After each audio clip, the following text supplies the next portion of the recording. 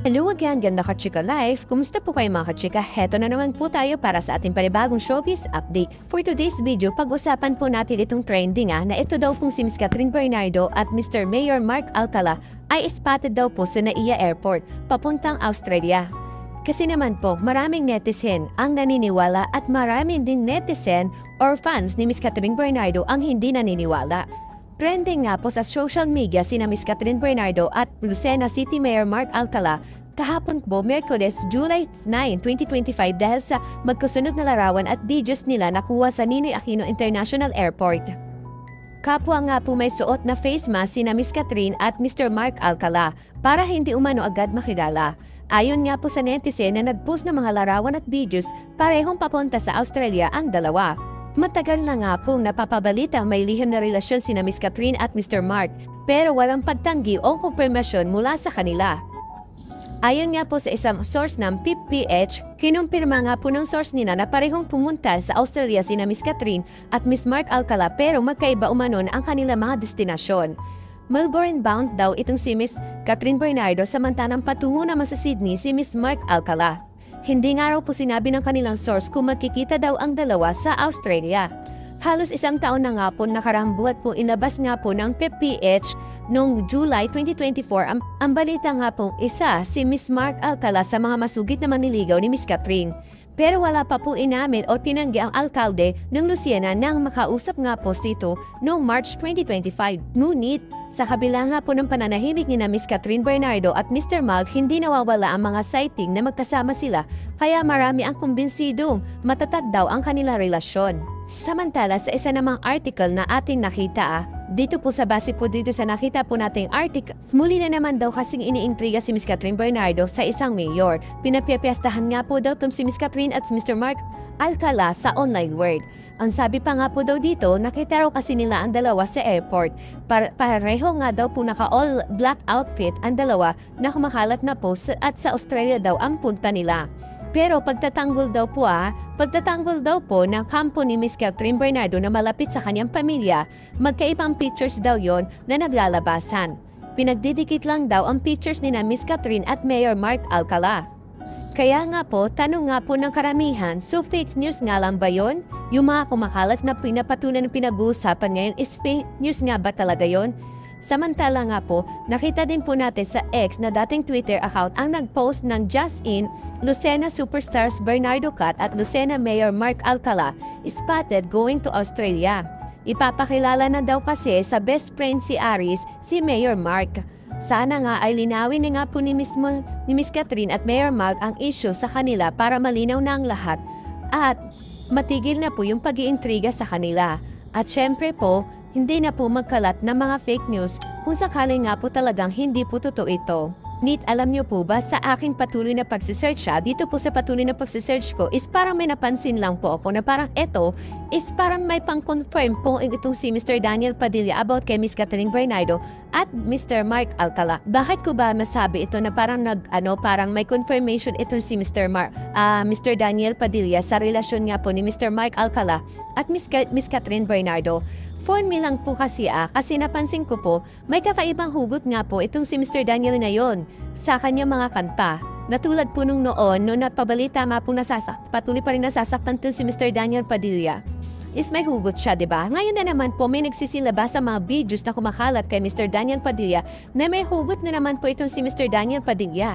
At sa hugot na yon, para may napansin po ako na para po siyang may confirmation, para nagsasabi na confirm itong si Mr.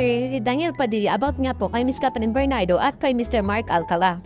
Paano naman po kasi ito Sis kasi sobra lang po ito naglalabas ang video sa social media kung saan makikita nagkakantahan on stage with live band at nagpa-party ang cast staff na incognito nung Lunes po ng gabi sa Noptos Music Bar, Quezon City. Di ko lang po alam sa inyo kung ito po is napansin nyo din Siguro is alam po kung sa mga ibang subscriber natin alam po nakita na rin nito kasi nga pinag-uusapan nga po ito sa lahat ng social media.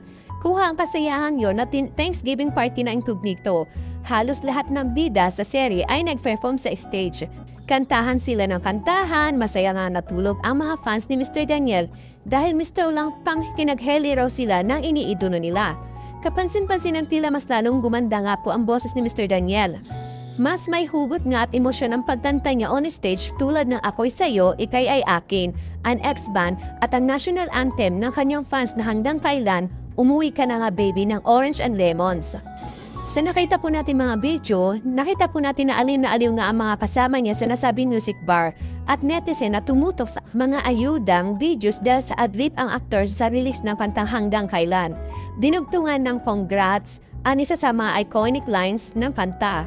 Birit nga po ng DJ, hindi mapigilan na baka sa tagal mahulog ang loob mo sa iba. Congrats! Alam niyo po ba na yung kantang yon is kinanta niya din po noong nakaraan, noong nag-birthday po siya, kinanta niya din po yun. Ngayon, kinanta niya ulit yung sa hindi mapigilan na baka nga mat sa tagal, mahulog daw ang loob mo sa iba. At di may dinugtong po siya doon na congrats.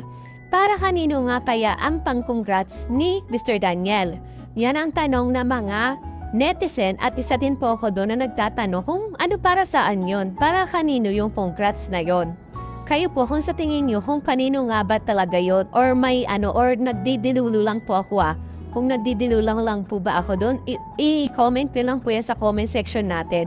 Ito pa po, komento pa po ng isang netizen, Mr. Lakang nag-band rehearsal, sina Mr. Daniel at Ian Veneracion para sa kanilang dito US concert tour. Sa September na po yan magaganap. Dahil silang dalawan talaga humataw sa pagkanta on stage. Kumanta rin po sina Maris Racal, Mr. Anthony Chineng, Mr. Barong Jesle at Miss Kyla Estrada. Sayang nga lang at dinakasipot nga daw po ito si Mr. Richard Gutierrez. Ang dami pa namang mga fans ang naghihintay sa kanya. Congrats sa Incognito na magtatapos na hindi man lang lumaylay sa rating at bumaba ang numero ng online concurrent viewership. Komento nga ng avid viewers at netizen, ayaw na raw muna nila isipin na patapos na ang serye dahil ayaw nila magkaroon ng simpaks nito.